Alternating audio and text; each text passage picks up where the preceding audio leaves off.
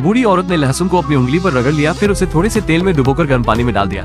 इसे 5 मिनट के लिए गर्म पानी में उबालें और फिर इसे बाहर निकालें। फिर उसने इसे एक पट्टी से लपेट लिया। कुछ दिनों के बाद बूढ़ी महिला ने पट्टी खोली, उंगली और भी बदसूरत हो गई। इसने बूढ़ी औरत को हताश और दुखी बना दिया। पिछले शुक्रवार को बूढ़ी औरत बाहर गा रही थी। राजा ने उसका गाना सुना। राजा तुरंत मुग्ध हो गया। राजा उसका चेहरा देखने वाला ही था, लेकिन जब तक बूढ़ी औरत अपने घर के अंदर जाने लगी, लेकिन इससे राजा ने सोचा यह महिला कोई और होगी। इसलिए जब वो महल में लौटा तो वो तुरंत उसके आदमी को कीमती हार देने के लिए भेजता है। बूढ़ी औरत को हार मिलने के बाद बहुत खुशी होती है। वो उसे पहन लेती है। वो आईने में अपने आप को देखती है। उसे ऐसा लग रहा था मानो वो फिर से 18 साल की हो गई हो। लेकिन फिर उसकी बहन ने उसे हार वापस करने के लिए कहा और कहा दिन में सपने देखना बंद कर दो। लेकिन बूढ़ी औरत को लगा कि यह उसके भाग्य को बदलने का एकमात्र मौका है। वो इस अवसर को जाने नहीं दे सकती थी। जब रात में राजा उसके दरवाजे पर आया, वो सुंदर लड़की को देखने के लिए तैयार था। राजा ने अंदर से कोई प्रतिक्रिया नहीं देखी, इसलिए वो दरवाजे पर चिल्लाया। फिर बूढ़ी औरत समझाने के लिए दौड़ी, मैं सिर्फ एक गरीब लड़की हूँ, मैं मालिक के लायक नहीं हूँ। राजा ने जब उसकी आवाज सुनी तो राजा की इच्छा मजबूत और मजबूत हो गई। बूढ़ी औरत ने राजा को इसी समय परसों फिर से आने के लिए कहा और कहा पहले वो अपनी एक उंगली उसे दिखाएगी।